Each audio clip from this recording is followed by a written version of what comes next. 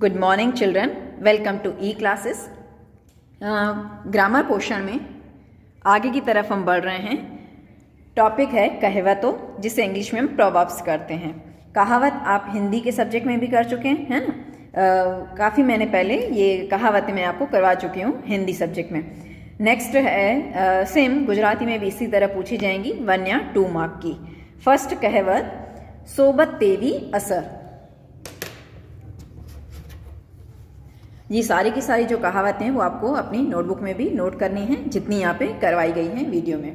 सोबत तेवी असर, ओके। સોબત એટલે કે સંગત, જેવો સંગ હોય તેવો જ પ્રભાવ પડે છે કે આપણા મિત્રો કેવા છે, સારા છે, સુમિત્ર છે, કુમિત્ર છે, એનો આ તેમના ચરિત્રનો, તેમના સ્વભાવનો કે વ્યવહારનો આપણા ઉપર પર શું પડતો હોય છે, પ્રભાવ પડતો હોય છે।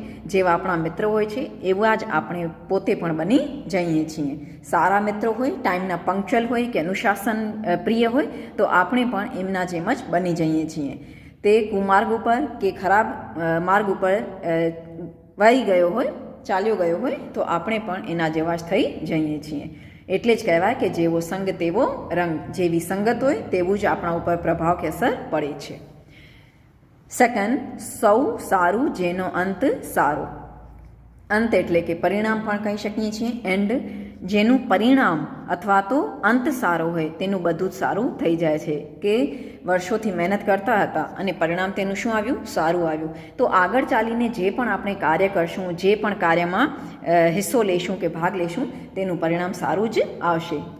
શેના લીધે? કારણ કે શરૂઆતથી આપણે પરિશ્રમ તો કરતા જ રહ્યા છીએ અને તેનું પરિણામ, તે કાર્યનું પરિણામ પણ સારું જ આવ્યું છે। તો આગળ ચાલીને જે પણ પરિસ્થિતિ ઊભી થશે તે બધી સારી જ થઈ જશે। એને એટલા માટે કહેવત છે સૌ સારું જેનો અંત સારો। જે કાર્યનો અંત સારો થઈ જાય તે આગળ ચાલીને બધું સારું જ થઈ જાય છે। થર્ડ, વાવે તેવું લણે। વાવે એટલે કે ઉગાવે, લણે એટલે કે પ્રાપ્ત કરે। જેવું કર્મ કરીએ તેવું જ આપણને ફળ મળે છે। સપોઝ આંબાના બીજ નાખીએ તો આપણને ફળના રૂપમાં વર્ષો પછી, એટલે કે 20-25 વર્ષ થઈ જાય તો આપણને આંબા ખાવા જ મળશે। ઓકે, તો જેવું કર્મ કરીએ તેવું ફળ, સારા કર્મનું સારું ફળ, ખરાબ કર્મનું ખરાબ ફળ મળે। ઓકે। ફોર્થ, માણસ ધારે છે કંઈ અને ઈશ્વર કરે છે કંઈ। એટલે કે માણસ સ્વપ્ન ઘડતો હોય છે, મનમાં ને મનમાં કલ્પના કરતો હોય છે કે આગળ ચાલીને હું આવી રીતે બનીશ, મારું આ સ્વપ્ન છે, હું આ કરવા માગું છું, હું આટલી મહેનત કરીશ તો આ બની જઈશ।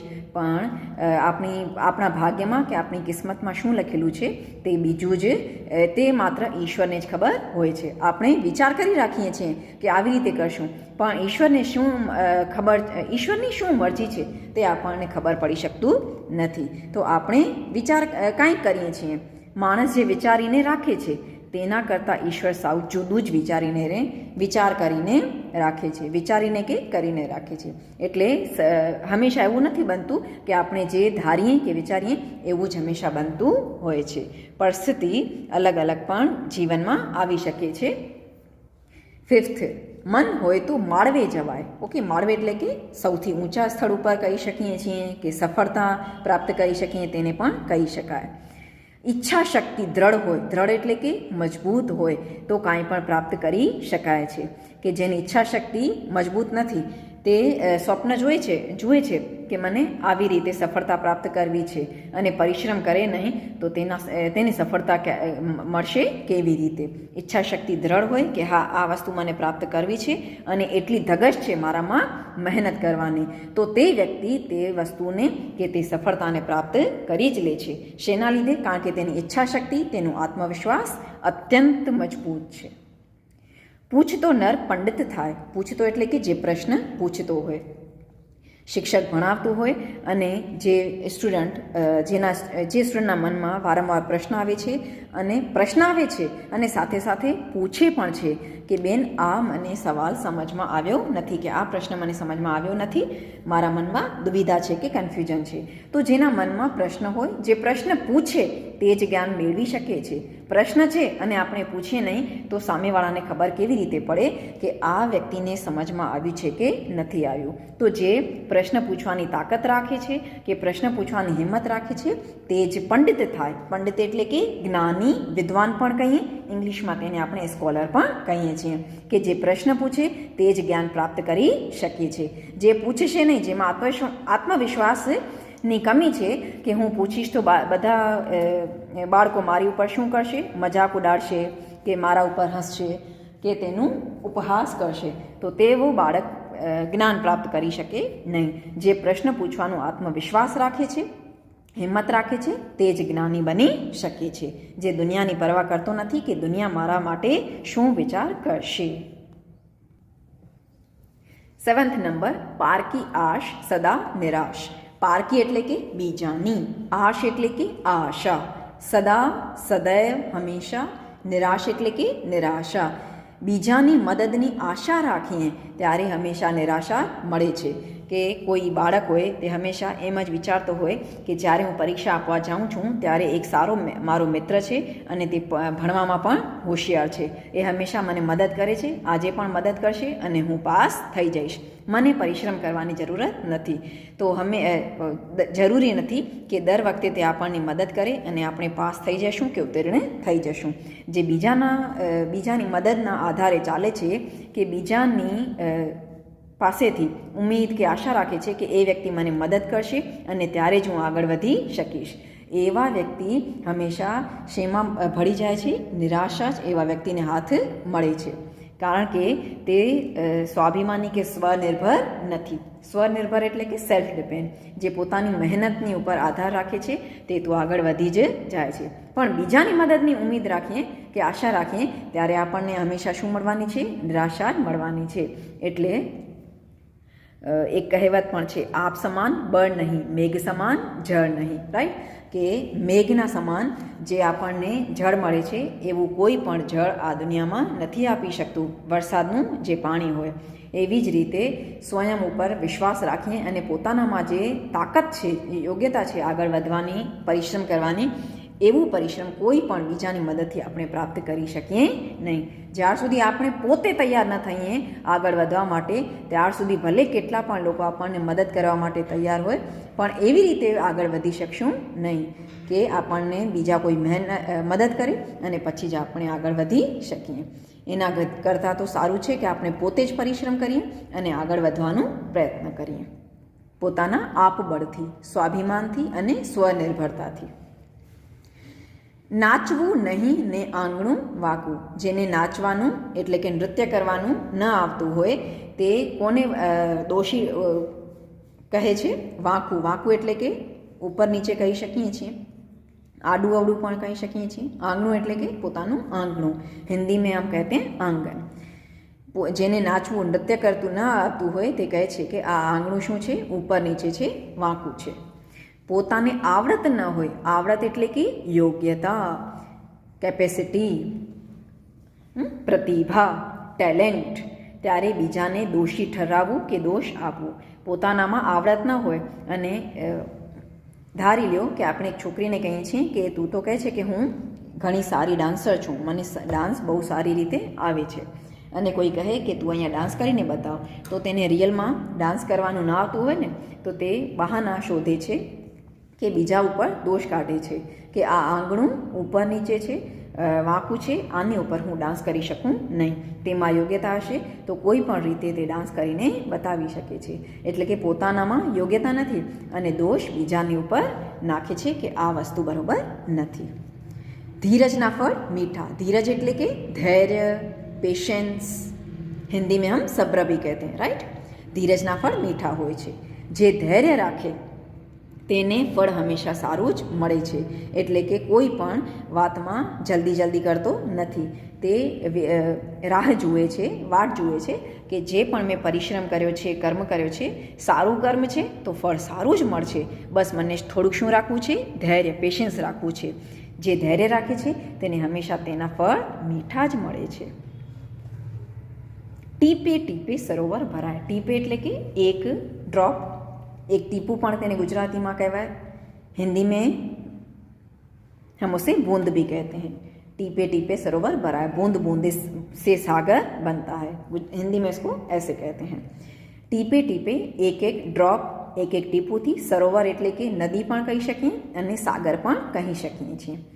ધીરે ધીરે પ્રયત્ન કરવાથી એક દિવસ સફળતા પ્રાપ્ત થઈ જ જાય છે, એટલે કે પહેલાં થોડી અડધો કલાક મહેનત કરવાનું શરૂ કરીએ, પછી 1 કલાક, પછી 2 કલાક, એમ ધીરે ધીરે મહેનત કરતા જઈએ અને જે વિદ્યાર્થી અનુત્તીર્ણ થઈ ગયો હોય, એક્ઝામ્પલના રૂપમાં હું એમ બતાવું છું કે કોઈ વિદ્યાર્થી અનુત્તીર્ણ એટલે કે ફેલ થઈ ગયો હોય અને પછી તે વિચાર કરે કે હું એકધારી 4 કલાક, 5 કલાક, 6 કલાક તો મહેનત કરી શકું નહીં, તો તે પહેલાં અડધો કલાક, પછી બીજા દિવસે પણ અડધો કલાક, એમ ધીરે ધીરે સમય વધાવતો જાય અને પરિશ્રમ કરતો જ જાય, કન્ટિન્યુ નોનસ્ટોપ પરિશ્રમ કરતો જાય, તો તે એક દિવસે સફળતા પ્રાપ્ત કરી જ શકે છે। એવી જ રીતે કોઈ વાસણ છે, એમાં તમે એક એક ટીપું નાખતા જાઓ તો તે વાસણ શું થઈ જશે? એક દિવસ ગાગર ભરાઈ જ જશે પાણીથી। ઓકે। 11th, જેવો દેશ તેવો વેશ। જેવો દેશ હોય એવો જ વેશ એટલે કે વેશભૂષા, જેને આપણે કોસ્ટ્યુમ પણ કહીએ। જેવું વતન દેશ હોય તે મુતાબિક આપણે રહીએ છીએ, કે આપણે રહીએ છીએ ભારતમાં અને લંડનની કે વિદેશની સંસ્કૃતિને ફોલો કરતા રહીએ તો એને કહેવાય કે જેવો દેશ છે એની સંસ્કૃતિને આપણે ફોલો કરી રહ્યા નથી। જેવું વતન હોય એના સંસ્કાર આપમેળે આપણામાં આવી જ જાય છે। ઓકે। જેવા સાથે તેવા, આ કહેવત અત્યંત પ્રસિદ્ધ છે। જેવા સાથે તેવા, માણસ જેવું વર્તન, વર્તન એટલે કે વ્યવહાર, ચરિત્ર, કેરેક્ટર, નેચર, જેવું વ્યવહાર બીજાની સાથે કરે છે એવું જ વર્તન લોકો તેની સાથે પણ કરે છે। કે તમે વિનમ્રતાથી વાત કરશો બધાની સાથે તો બધા લોકો તમારી સાથે વિનમ્રતાથી જ વાત કરશે, વ્યવહાર કરશે, અને ક્રોધિત થઈને વાત કરીએ કે એવું વ્યવહાર રાખીએ, અપમાન વાતમાં કરતા હોઈએ કે અભિમાન રાખીએ અને બીજાની સાથે મિત્રતા રાખીએ નહીં, તો લોકો પણ તમારી સાથે એવી જ રીતે વર્તાવ કરશે। કે બીજાની સાથે વિનમ્રતા રાખીએ તો બધા આપણી સાથે વિનમ્રતાથી ભરેલું વ્યવહાર કરે, અપમાન કરીએ તો તે લોકો પણ આપણું અપમાન જ કરવાના છે। છલ કપટ કે જૂઠ બોલીએ તો તે લોકો પણ આપણને સાચું બતાવવાના નથી। જેવું આપણે વ્યવહાર કરીએ એવું જ દુનિયા તરફથી કે લોકો પરથી વ્યવહાર થતું હોય છે। 13 નંબર, ભસતા કૂતરા કરડે નહીં। ભસતા એટલે કે જે આવાજ કરતા હોય, કૂતરા કરડે નહીં, કરડે એટલે કે તે કાંઈ કરે નહીં, કરડવું પણ તેને ગુજરાતીમાં કહીએ છીએ। બોલે વધારે તે કાંઈ કામ કરી શકે નહીં, જે વધારે બોલે તે કરવાની क्षमता રાખતો નથી। हिंदी में इससे मिलती जुलती एक कहावत भी है, गरजते बादल बरसते नहीं हैं। जो कुत्ते बहुत ही भौंकते रहते हैं वो उनमें ये ताकत होती नहीं है कि वो किसी को नुकसान पहुंचा सकें, है ना। तो जे शांत रहे छे, गुजराती में तेनो अर्थ शुं छे? बोले વધારે, જે વધારે બોલબોલ કરતો હોય કે હું તો આ કામ કરી શકું છું, હું તો તે પણ કામ કરી શકું છું, હું તો અત્યંત બળવાન છું, મજબૂત છું, તે કાંઈ કાર્ય કરવાની ક્ષમતા ધારણ કરતો નથી। જે શાંત રહે છે, જે મૌન રહે છે, મૂક રહીને કર્મ કરતો રહે છે, તેની પાસે ક્ષમતા હોય છે કે તે કાંઈ કરીને બતાવે છે। ઓકે। માત્ર બોલબોલ કરવાથી કામ થતું નથી, કામ કરીને બતાવવું છે તો કર્મ પણ આપણને કરવું જોઈએ, માત્ર બોલવાથી કર્મ થઈ જતા નથી। 14 નંબર, ખોદ્યો ડુંગર। ડુંગર એટલે કે પર્વત, પહાડ, ગિરી પણ તેને કહીએ। કાઢ્યો ઉંદર, પરિશ્રમ વધારે કર્યો અને પરિણામ કાંઈ પણ મળ્યું નહીં, એટલે કે પરિશ્રમ તો કરતા જતા હતા નોનસ્ટોપ, પણ તેનું પરિણામ સારું આવ્યું નહીં। એટલે કે આપણે ઈચ્છા રાખી હતી કે આટલું પરિશ્રમ કરીએ છીએ કે 80% આવી જશે, કે 80 અબો આવી જશે, પણ એટલી પર્સન્ટેજ આવી નહીં। તો ફરીથી શું કરવાની જરૂરત છે? પરિશ્રમ અને પ્રયત્ન કરવાની જરૂરત છે। પરિશ્રમ વધારે કર્યો પણ પરિણામ એટલું સારું આપણને મળ્યું નહીં। 15 નંબર, ઉજળું એટલું દૂધ નહીં। ઉજળું એટલે કે જે ચમકીલું હોય, સ્વચ્છ હોય, સફેદ હોય, તેને ઉજ્જવળ પણ કહેવાય। જે ચમકીલું છે તે દૂધ નહીં, એટલે કે જે સફેદ છે તે જરૂરી નથી કે દૂધ હોય, કોઈ બીજી પણ વસ્તુ થઈ શકે છે। બધી ચમકીલી વસ્તુઓ સ્વર્ણ સોનાની નથી હોતી. એટલે કે કોઈ ચમકતી વસ્તુ હોય આપણને એમ લાગે કે આ તો સ્વર્ણ છે. સ્વર્ણ એટલે કે ગોલ્ડ. ઓકે, સોનું. સોનું પણ તેને કહેવાય. બધી ચમકીલી વસ્તુઓ સ્વર્ણની હોતી નથી, તે નકલી વસ્તુઓ પણ હોઈ શકે છે. તો જે એનું ઇનડાયરેક્ટ મિનિંગ શું છે કે જે વસ્તુ બહારથી સારી લાગે છે તે જરૂરી નથી કે અંદરથી પણ એટલી જ સારી હશે. એટલે કે બાહ્ય વ્યવહારથી કે બાહ્ય પોશાકથી કોઈની આપણે